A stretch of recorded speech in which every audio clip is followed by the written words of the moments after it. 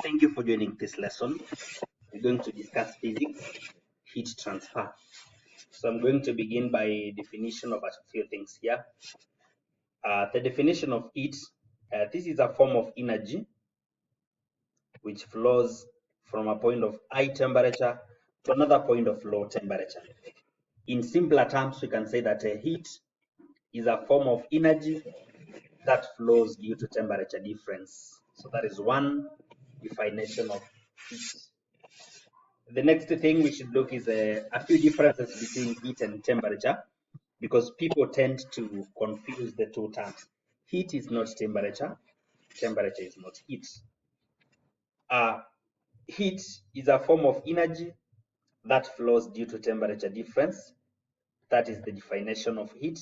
But temperature is the degree of hotness or coldness of a body in some chosen scale. The second difference, the flow of heat cannot be measured precisely. So you cannot measure the amount of heat which is flowing from one point to another. But temperature of a given body can be measured accurately using a thermometer. So that is another difference.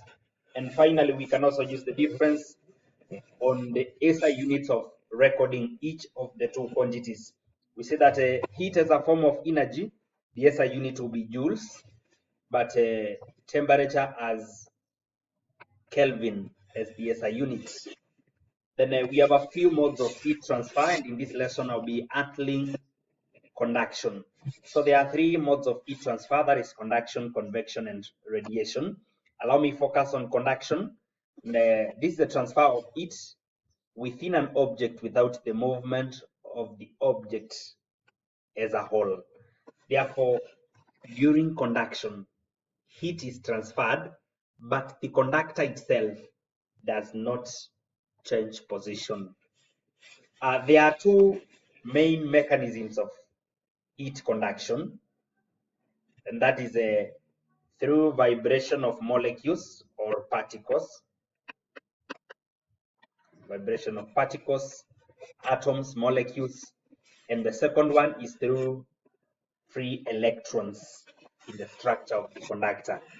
Mostly free electrons are in metals. So for metals, we have free electrons which are responsible for conduction. Then for the poor conductors, we have vibration of atoms or vibration of molecules. Generally, materials can be classified as either good or poor conductors of heat energy. And examples of materials which are good conductors, or rather materials which allow heat to pass through them conveniently, are the metals. We have the examples of copper, silver, aluminium, brass. They are several. We can have mercury, iron, zinc, tin, lead, etc. They are several. But poor conductors are also called insulators. These ones transfer heat or conduct heat by means of vibration of the molecules. They are materials which do not readily allow it to pass through them. The examples of let me cite a few examples. We cite a few examples of poor conductors of heat. Yeah, we have wood.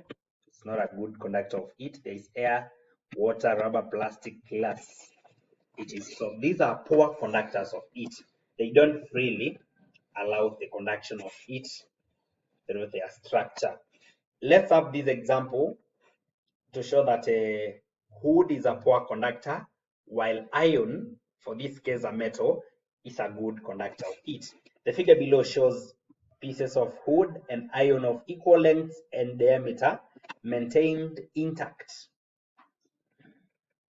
They are in contact by a sheet of paper. Then a flame is then passed over the paper several times. So we have a paper here. This is wood, this is iron, they are in contact, and a paper is wrapped across them. Now, we are told to state and explain the observation made. And the observation is that the paper gets blackened, or rather charred, on the region covering the wooden rod, it gets charred, it gets blackened. Soot is formed. Why does it happen so? This is because the wood is a poor conductor of heat and therefore does not conduct heat from the paper, and therefore the paper burns. So the paper will burn on the side where there is wood. Iron is a good conductor of heat and conducts heat away from the paper. So the paper on the side where there is iron, it does not get blackened because iron is a good conductor. So this is one experiment to validate the point that metals are good conductors, wood is a bad conductor. Factors affecting thermal conductivity in conductors. So the first thing is the nature of material. When we are talking about nature of material, precisely, we mean how different the materials are. If it is about the mechanism of heat conductivity, which is by free electrons, all metals, though are good conductors of heat, have different valence electrons or different free electrons. And that said, it means they will conduct heat at different rates. We can have an experiment here. Consider setup here, whereby we have hot water. Then there are some rods here, whereby equal waxes have been fixed at the end. Then heat is allowed to be transmitted so that we see which one is going to have the wax melting first before the others. That will mean the given material is a better or a faster conductor of heat energy than another. We have aluminium, copper, lead, iron, and wood. It is observed that the wax attached to copper drops first, followed by that on aluminium, iron, lead, and that of wood did not drop since wood is a poor conductor. Therefore, copper, aluminium, iron, lead are all good conductors of heat, but copper is faster than all. We should know that they don't conduct at the same rate. There are some precautions, however, you should take in such an experiment when you're demonstrating nature of material as a factor of heat conduction. Rods should be of the same diameter, equal lengths, and the wax attached should be of equal sizes or rather equal masses, so that one does not fall, not necessarily due to the heat which has been transferred. Allow me mention a second factor, that is the thickness, which can also be called the diameter, which can also be called the cross-section area of the conductor. It's a factor affecting heat conductivity. Consider the setup here. There is a copper rod and also a copper rod, but the cross-section areas, which are called the diameters or the thicknesses, are different in this case.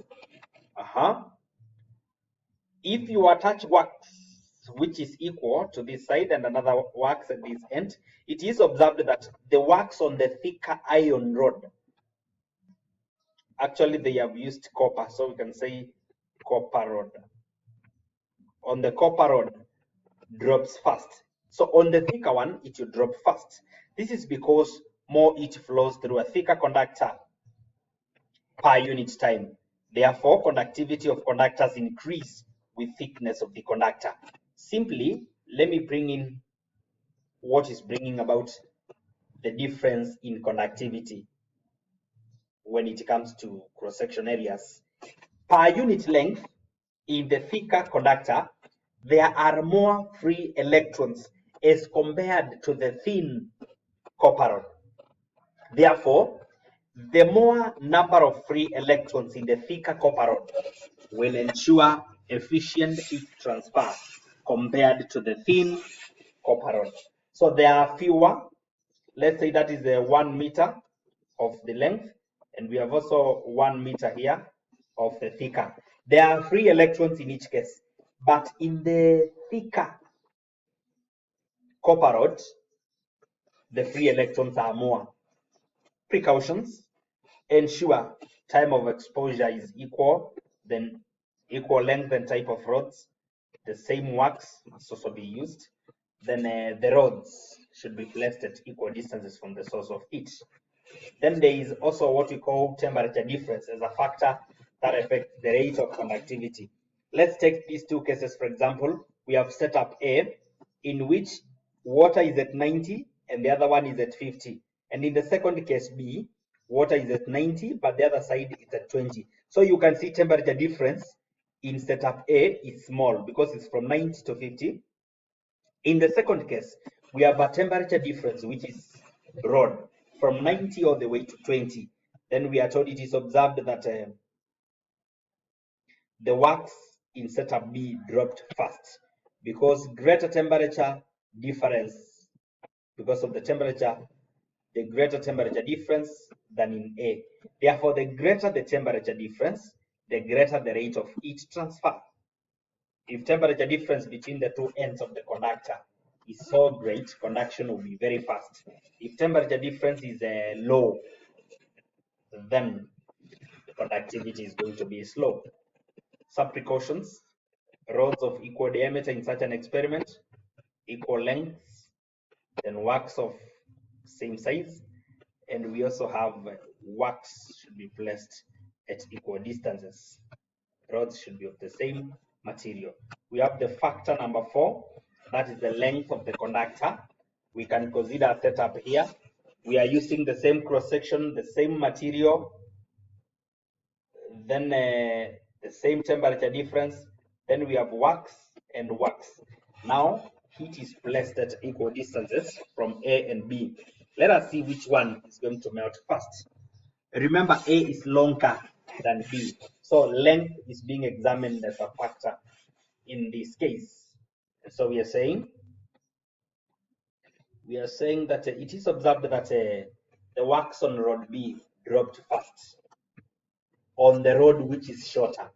Therefore, if the source of heat is at a point here, then we have a rod at this side and another rod at this side. If this is too long, then it will be easier for it to be transferred from end A to B, which is shorter, than from C to D, which is longer. Therefore, the shorter the conductor, the faster the rate of conduction. In such a case, ensure that the rods are placed at equal distances from the source of heat. Rods should be of the same material. The wax should be of the same size. Then the rods are supposed to be of the same thickness because the factor being examined is the length of the